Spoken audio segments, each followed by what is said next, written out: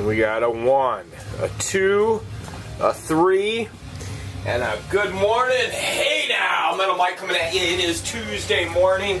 Let's see what time it is. It is 8:01 in the morning. Unbelievable. I thought it was only a little bit after 7, but we're already 8:01. So what's been going on? What did I do yesterday? I actually got out of the house. You heard me right. I actually got out of the house, and I got a couple of things done. I went to Menards, and I stopped by the thrift store, Savers, and so that was awesome. I got a couple of pieces that I'm going to show you today, and I also stopped by. There was a guy that I bought. If you go way back into my videos, I had a Simplex motorcycle bicycle that I bought probably about 3-4 years ago. And I bought from him, and he lives in a trailer park. So I went there and wanted to see if there was anything else that I could buy from him. And I picked up this awesome mid-century lamp. All I'm going to have to do is clean it up a bit. And it's got a real funky red velvet shade on it. And let's show it to you now, right? Let's just quit cutting around and get right to the point here. So here it is. So we'll just start at the top and go down. Now, as you can see, it's layered in these glass crystals. So I'm gonna clean each one of those individually with some Windex and a toothbrush. And there's even a glass ball right down here at the base. A great base. There's some little lights that light up in the middle that really will make those crystals, or glass crystals actually, pop and sparkle. I paid 20 bucks for this. I'm going to clean this up, and I'm going to ask $150 for it. I'm going to get it out. Now, typically, excuse me, had a little bit of coffee here. Typically, I stay away from trunks and big giant items. I used to have a huge passion as we go into the darkness of the bunker for trunks, vintage immigrant.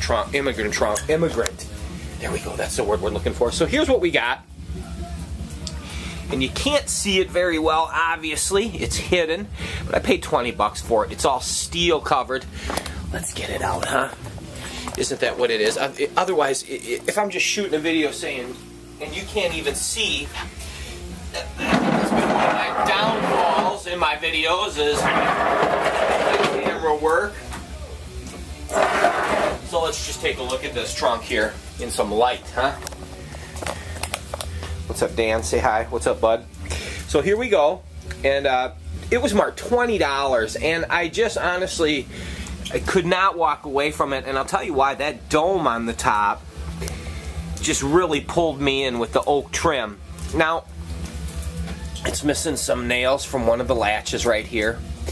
And, you know, it's missing the upper shelf. It's a little loose, which they typically are. Opening it up. It's missing that top tier shelf, but the bottom is not rotted out. It's all wood on the inside, and then steel hammered pressed steel on the outside. But it's just a gorgeous piece, and for 20 bucks, even with the leather handles, I couldn't leave it. So I ventured in and did what I say I'm not going to do anymore, and I bought that big lug of a trunk. And I took a bunch of pictures of it, and I threw it on Craigslist for $150. Yeah, that's obnoxious for a trunk, but this one is just, I really dig that top on it. I really do. The dome on it is elaborate, and it's just a great looker for a trunk. So, that being said, so we got the lamp. I paid 20 for it. I paid 20 for the trunk. Now, I went to Savers, and let me tell you, they had 2 shelves in the collectible antique book section. Beautiful books, early 1900s.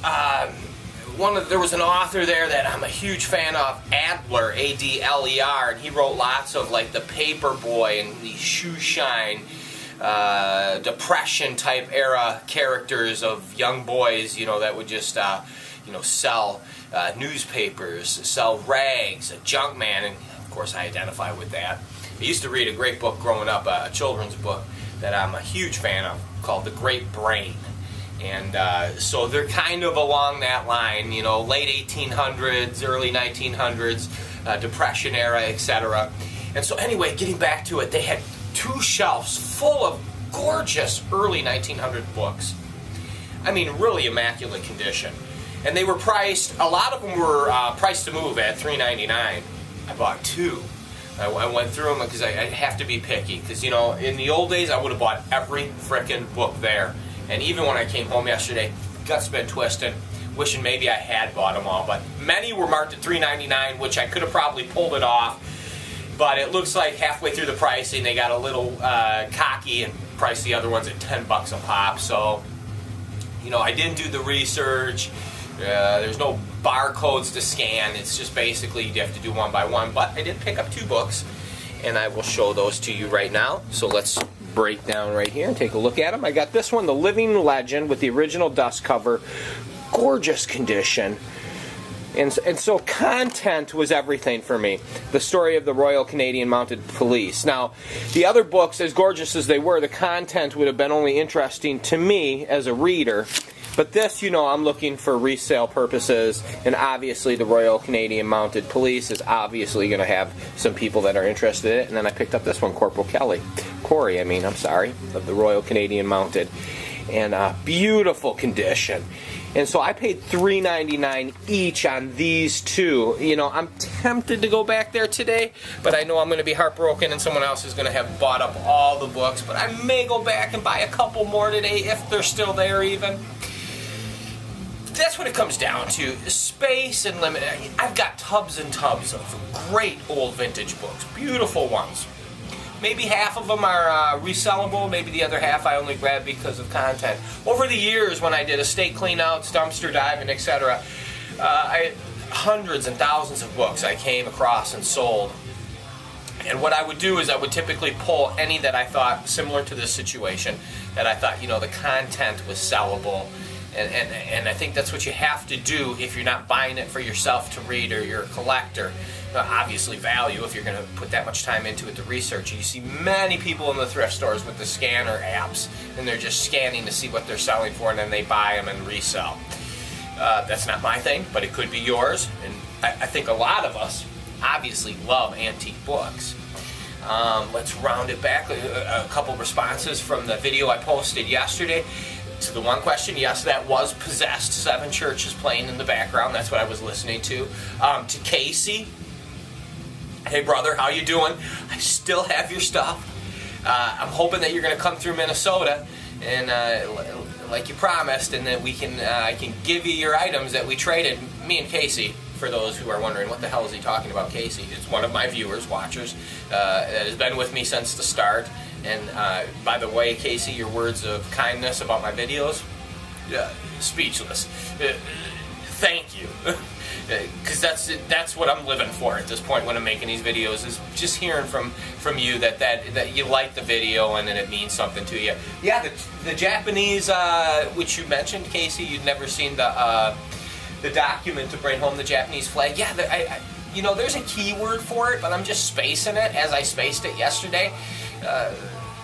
Bring home document is probably the easiest way to try to nail it. I've got that on the flag there, and I've got another one. I've got a German flag, and I've got one that goes with it. And that one's really cool, and we'll get that on a different video. That's from a D-Day surviving veteran, and it's awesome because it's dated June 6th, 1944-45. For D-Day, which I believe was 44. I have to stick to that. 45, I gotta think the war is over. So, that being said, rounding it all about, I think those were the questions. Possessed, Casey, thank you, brother.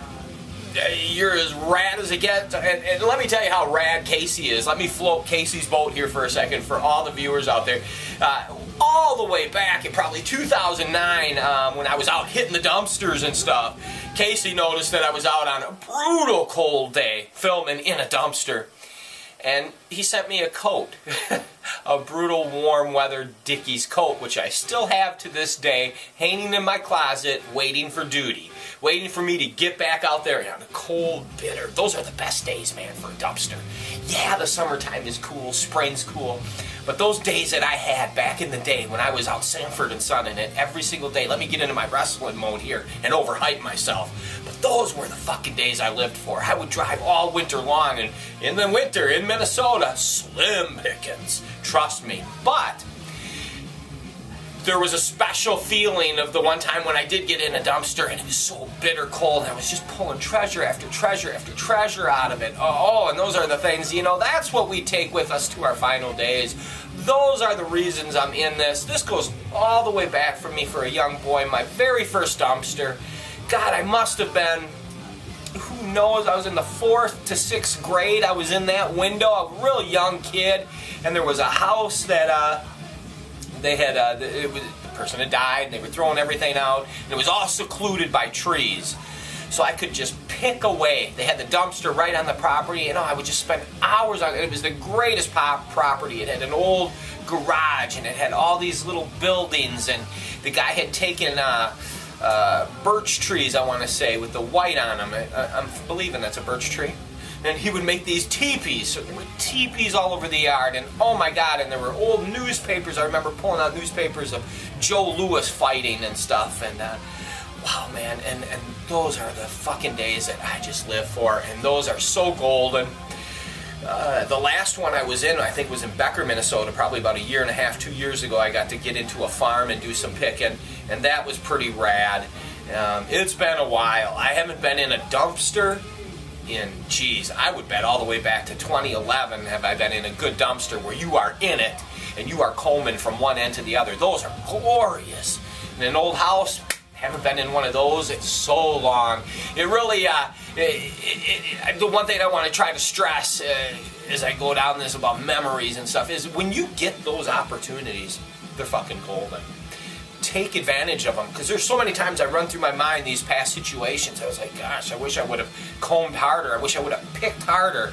And simply meaning, dot your I's, cross your T's, focus, focus, focus, focus. They only pop up unless you're blessed and you're just coming across them left and right, which some are. But even in those situations, stay focused and get those treasures. And remember, long story short, going all the way back to that story I talked about getting in a dumpster and scoring all those treasures on a bitter frozen day, I'll never forget it. And this is from that day. I had gone through this dumpster. My van was full. My fingers were fucking frozen. And my back was hurting from climbing in and out of this dumpster. And I had picked it clean. The only thing that was left in the dumpster was an old, it was either an old spring, box spring or mattress on the very bottom.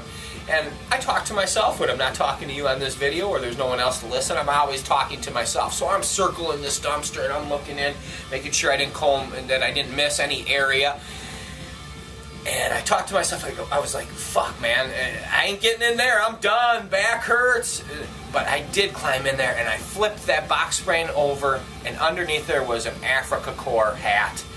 Very rare, German World War II.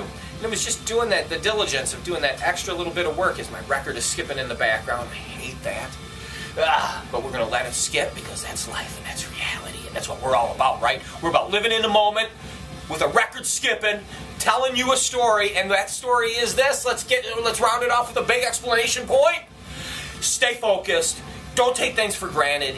Get out there. Motivate. One thing a day, right? If you can do that, you can go to bed at night and feel confident. Get one thing done a day. If there's a guy you haven't gone and seen that he's got a whole bunch of junk in his house, go make the effort like I did with this lamp yesterday. Get out there. Get finding it, because if we don't, somebody else is going to. The early bird gets the worm. Persistence, persistence, persistence. You can go out 364 days of the year and score absolutely shit. That morning on that 365, that 365th day, you get up and you get out early. Don't drink that extra cup of coffee. I've had that burn me. That's another story we'll save for you. Get out there and get it, and you will score. And remember, those scores can set you up. You can feed your family, pad your inventory, pad your collection for years to come by that one day, that one score. That's all you need. If you get one score a year, you're doing pretty fucking good. Trust me. Because it's hard to come by. And don't let all those naysayers, it ain't out there, you can't find it, these are rare. Nothing's fucking rare. It can all be found. It's all out there. It is there. This is the last of the pirate treasure hunt in this world, where you can actually go out and score and set yourself up for life. Now, and also the motivation is this. I always tell myself this. You know, I have found many awesome items over the years for my collection to resell. I've made profits. but I've never hit the mother load. And so that's what you always have in your back pocket, because if you haven't hit it, that means it is coming. It's coming, brother. Everyone, have a good day. I gotta go flip my fucking Voivod record. Me and Dan in the house. Danny boy. This is my boy here. This is my buddy. He is my good buddy. I love him so much. He's such a good guy. We love you. Have a great day. And a subdued hey now, because I don't want to spook Dan. Hey now.